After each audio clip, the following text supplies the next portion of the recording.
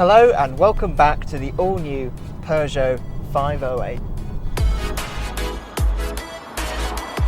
Now before I say anything else, if you enjoy the videos that we make sure you subscribe, make sure you click for notifications, and make sure you comment on this video, like it and share it too. And visit newmotoring.com, that's also the important bit. I'm actually very happy to be back behind the wheel of a 508. I got a taste of the 508 a few months ago in the hills above Monaco, but it really was just a taste. And driving around Monaco sounds very glamorous, and I said that at the time. It sounds very glamorous, but truth be told, there was lots of traffic, and because of rock slides, some of the roads were closed, so actually it was quite complicated and quite difficult to really spend a lot of time getting to know the car properly. Now the 508 is here in the UK, so I've been able to spend more time with it, go on a longer drive, and really get to know it a little bit better. It is all new. It's based on a new platform. It has new engines, new gearboxes, has a new design on the inside and on the outside, and it weighs less.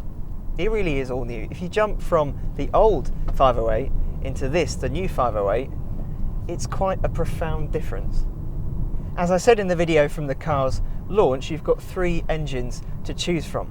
There's a 1.6 litre turbocharged petrol engine, and that comes with either 180 brake horsepower or 225 brake horsepower.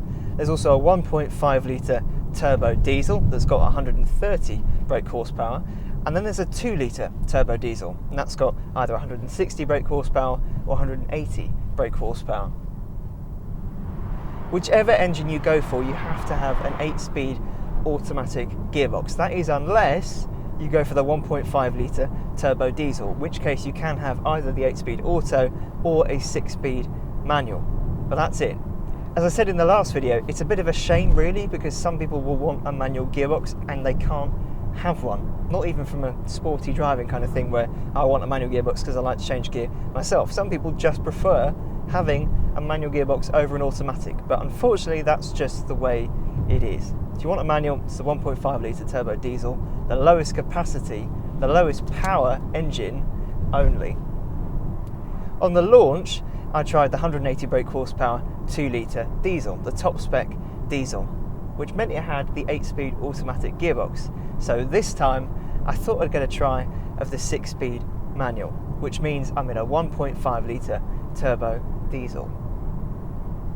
The gearbox, first of all, I like manual gearboxes, I'm not going to hide that, and I was quite looking forward to driving a 508 with a manual, and it's got quite a long throw, which is no bad thing, but unfortunately it's just not the slickest gearbox around, and also the pedals have got quite long movements to them, so if you want to blip the engine, let's say you're going from 4th to 3rd and you want to make the change a little smoother, you want to blip the engine, because of that long movement it's actually quite difficult to make the match perfectly.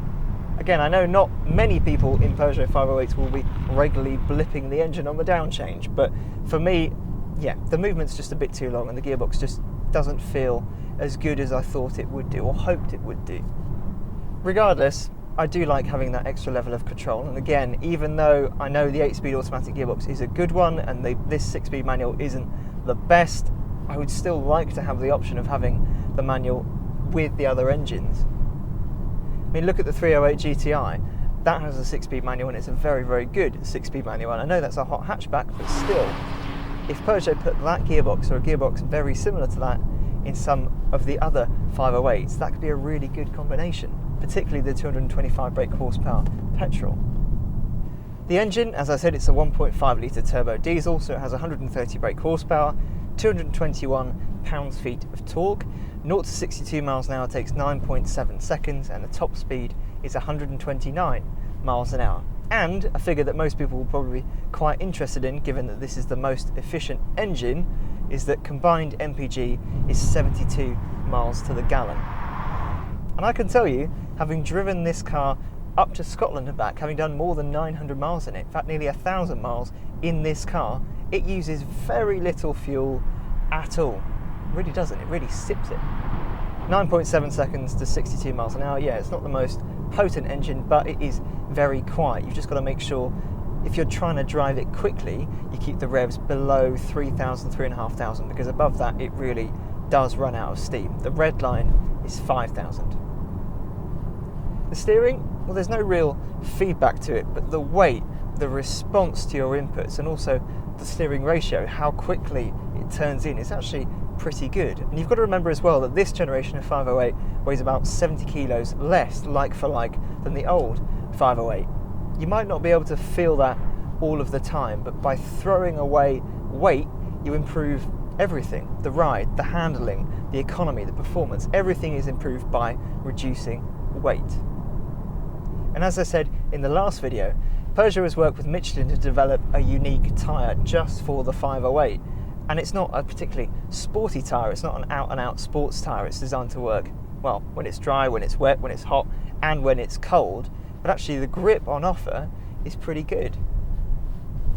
The suspension is skewed towards comfort. I've experienced that over the last 1,000 miles or so. But that doesn't mean it falls to pieces the second you get to a corner.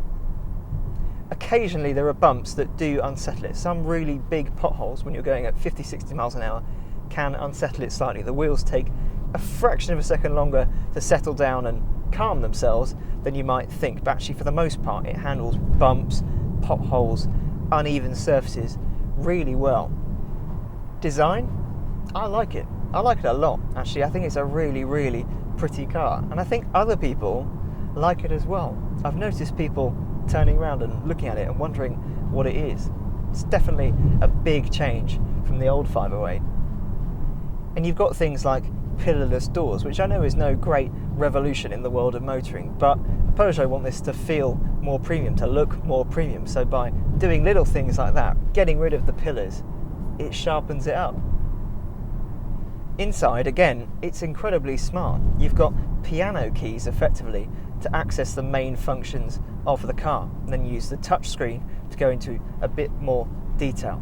And I suppose the touchscreen system isn't perfect, really, because you don't have a physical button. So if you go over a bump and you want to press something specific, you'll probably press something entirely different, but that's just the way it is.